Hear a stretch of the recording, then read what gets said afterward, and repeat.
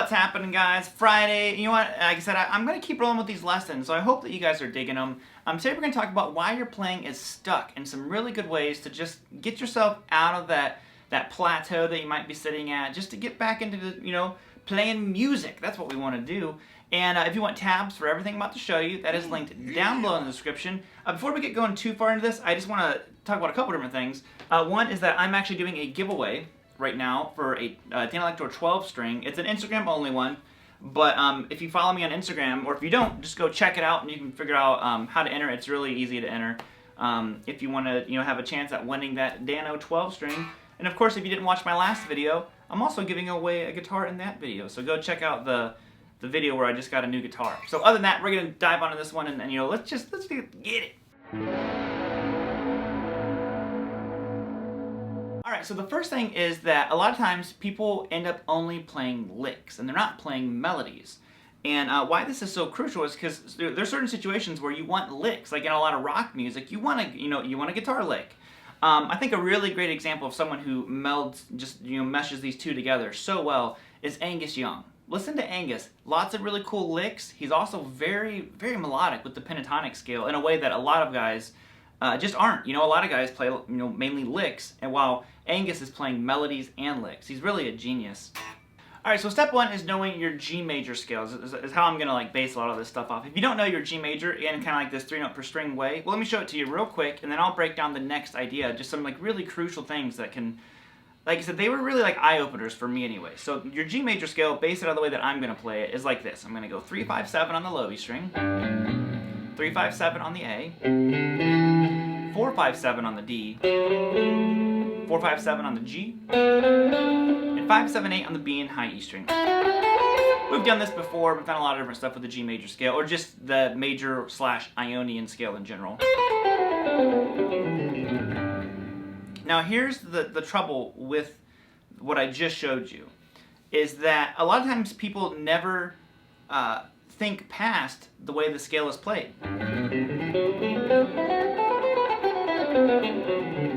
Like that. I always encourage people, as soon as you have that under your fingers, start playing it different ways. As soon as you have it totally memorized where you can play it front to back like that, start playing it other ways. Don't ingrain the scale in your head that way, because otherwise you're going to be stuck always sounding like you're playing a scale, and we really don't want that. And one of the ways to do this, to get out of that mode, is to play the scale, but what we're going to do is we are going to harmonize the entire scale with itself in thirds. You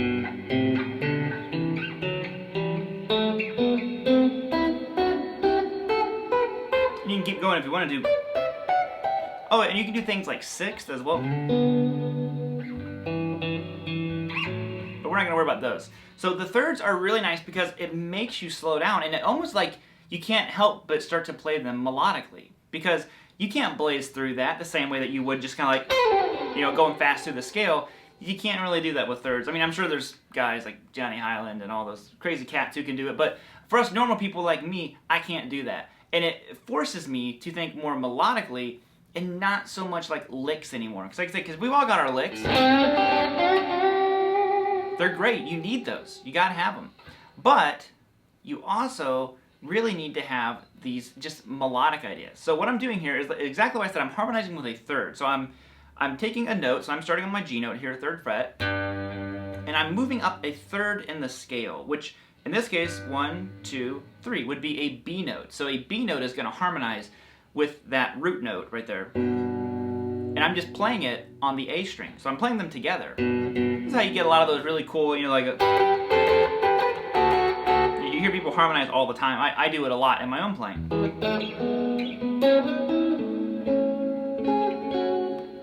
But we're not going to talk so much about that. So we have that first one. 3rd fret low E string, 2nd fret on the A.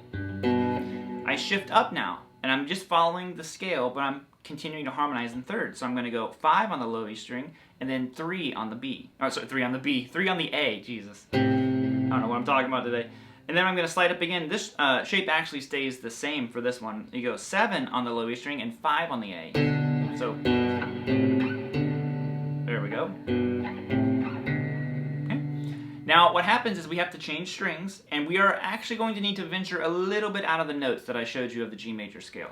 This next one you like this. It's 3rd fret on the A string, 2nd fret on the D. I know I didn't show you this note. That's your E note, that's just your 6th. Same thing, but I'm just, like I said, I'm just harmonizing my notes now. Okay? Now what happens is this shape stays the same. You scooch up and you're gonna go 7 on the A, and then, 5 on the A and 4 on the D. Okay, so it's already sounding cool. Like, I like the way this sounds. And it's a really good way to make your notes sound fatter. You know, if you're just like, oh, sorry. Listen how much better that sounds. Now, like I said, the next one is 7 on the A and 5 on the D. Okay, so I'm going to try to stick as much inside of the scale that I showed you for this whole thing. Okay, so next you're going to have to go like this. 4 on the D, but we have to go to 2 on the G. Now that's just your A note, which would be normally right here. But I'm just getting it back here, that way I can play them together. You can't play 2 notes on the same string at the same time. Okay, now I shift up, and I'm going to go 5 on the D and 4 on the G. Okay, shifting up again, 7 on the D, 5 on the G. Okay, so we have... And like I said, you can't help but play them melodically. It's like the only way. There is no other option. Now we're going to go 5 on the D and the G. Now I have to, because of the wonderful B string, you bar your strings. You're going to go 5 on the G and 5 on the B. Scooch up, 7 on the D and G. Now we go back to shapes. 9 on the G, 8 on the B. Okay, so we got that. Normally there's another one that I would do, but I'm just leaving it out for today because I want to stick to the scale.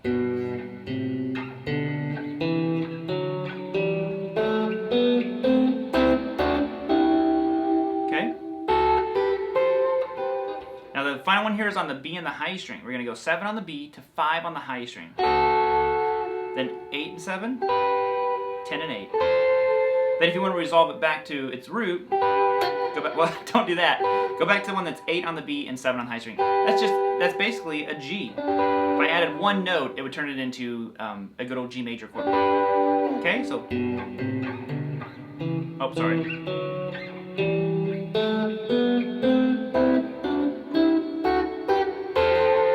And then work it backward.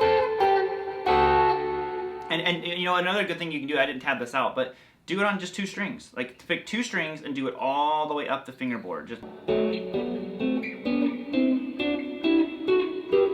And so, like I said, just pick any 2 and do it that way. So there's the first thing. Like I said, if you've never done that before, it really changes a lot of the way that you play. Alright, now next is that we are going to play the scale, but we're not only going to play like 2 notes, we're going to play everything in triads. So we're going to play all the chords of the scale. Now, if you don't know, if you're not familiar with this, basically inside of your major scale, each note represents an actual full chord. If you want to like go through the whole thing. And it's a really good way for building chord progressions. I utilize it all the time. It's a really easy way. That way you can like listen to a song and you hear the first chord and you get like maybe the second chord and you're like, oh, okay, I know where they're going. You know, and you know, a lot of stuff is usually pretty straightforward like that. Unless you're like a jazz cat, then you're laughing at me right now. But what we're going to do is, like I said, we're going to do all of the chords of the key, like this. We're going to go...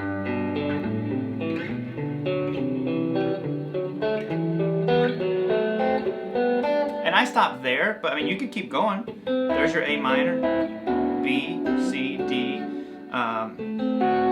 know, go to your diminished, all that kind of stuff, all over the place. So, like I said, each one of these that I'm playing are the 3 main notes that you need to make it a chord. Either it's root, major 3rd and 5th, or root, minor 3rd and 5th to make it a minor.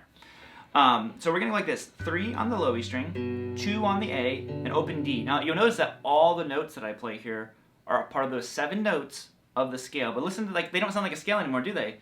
They're melodic, they're chord, there's depth to it all of a sudden. We're not playing individual notes. It sounds like a scale. That's where, like I said, some people get stuck doing that kind of stuff. I'm like, no, learn the chords of the scale. Then it really starts opening your mind. And because all these chords are diagonal, it's something I'm always talking about, is learn how to play diagonally.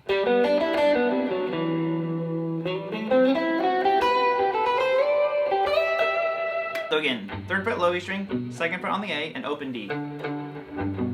Okay, now I'm going to do an A minor here. So I'm going to go 5 on the low E string, 3 on the A, and 2 on the D. Shift up a whole step. We're going to go 7, 5, 4. Same 3 strings. So that was G major. That's your 1. A minor, which is your 2. B minor, which is your 3. Okay, now we're going to shift down to the A string. I'm going to go 3 on the A, 2 on the D, open G. That is your C major chord. It's your 4. Next is your 5 chord, which is your D major. 5 on the D, 4 on the G, 2 on the B. Oh, I'm sorry, 5 on the A, 4 on the D, 2 on the G. I get confused sometimes. I'm a simple man.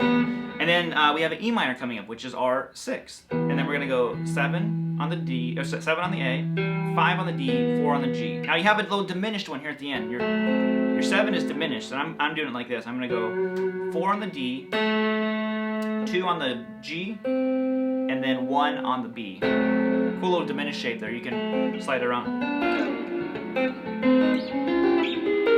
all over the place. And then what I did is I ended on another G triad up here.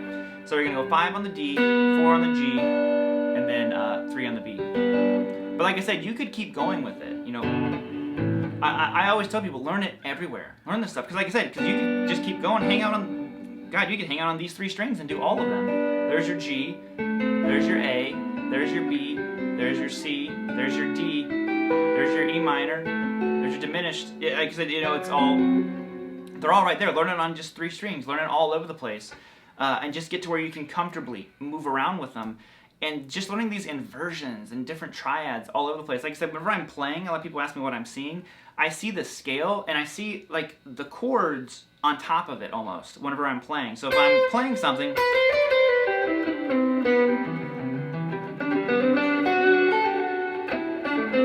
that's really what I'm seeing, you know. So there's that one. Alright, now the next thing I want to show you here is playing through your scale, but breaking it up to where there are very quick changes for you that you have to adapt to. What I'm talking about is playing 1 note per string. Now, a lot of people might just be like, oh, you're just arpeggiating stuff. You can view it that way. Like I said, we're going to dive into the theory side of it a little bit. But overall, a lot of times I'm not necessarily dissecting it in this big, you know, analytical way. I'm just going for a sound. You know, that's really what I'm going for. So what I'm doing here is I'm talking like this. So there we have our scale, and kind of the trap that people have, and I forgot, I've had delay on this whole time and I didn't even notice it. Sorry about that. But anyways, the trap that a lot of people fall into is that they play the scale the way that it is, or they keep the scale very kind of like samey. Is that a word? But what I mean is like you might go like this. There's your scale, or they might go, which is stuff that I work on. I talk about this in some of my guitar courses. But there's an extra level to it, which in one of my new courses I'm talking about this in it, but a more in-depth version of it. But basically, I'm going like this. Now, I played 1 note per string. The challenging part here with this is that you have to change strings very quickly for left hand and right hand. There's no waiting around. You know, like a lot of times your hand can sit and chill because it needs to be on 1 string for 3 notes. And it's like, no, 1 note per string now. So this is already going to be changing your outlook of like, oh, I don't always have to play multiple notes on each string. 1 note. What if I do this? And it gives you very big intervals, which is what I'm always yakking about. I love large intervals between my notes. So let's kind of go through what I'm doing here. So I'm playing 3rd fret on the low E string, 5th fret on the A, 7th fret on the D. We'll get into the theory side of it here in just a second. 4th fret on the G, 8th fret on the B, and 5th fret on the high E string. Okay?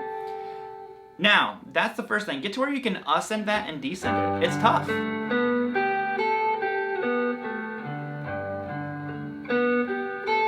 I don't care if you sweep it, alternate pick it. I'm not worried about the picking side of it. Play it how you feel comfortable, and then adapt new techniques if you want. But here is the theory side of what I'm playing here. That kind of makes it fascinating for me. Is right off the get-go, I like this chord. So what is this chord? Well, this is a suspended second chord. It's because we have our root, our fifth, and this is our 2. It's technically a 9 in this situation, but I just view 9s as 2s. So that is a sus2. There's no third in this. Now what happens is I go to 4 on the G. Now I have my third. And it changes the whole kind of like blueprint of the chord. It's no longer a sus2 chord. It is now an add 9. Because now I have my root, fifth, 2 or 9, and then third. We just transformed it with one note into an add 9, which is like my favorite chords of all. You hear me do it constantly. Add 9. Add 9 chords, or like sus4s and stuff like that. Okay?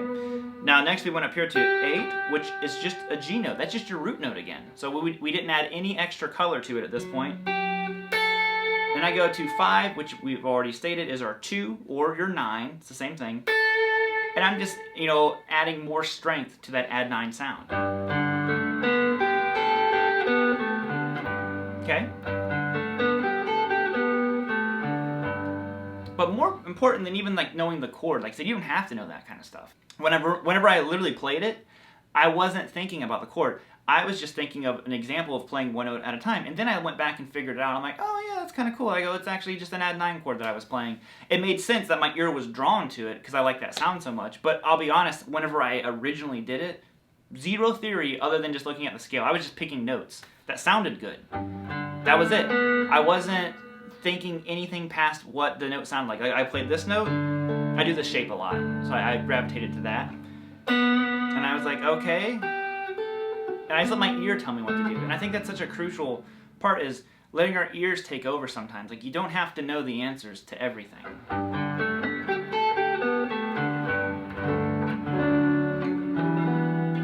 See, and now all those triads are in here.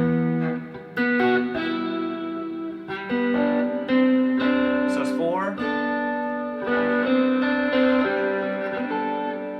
Do sus2.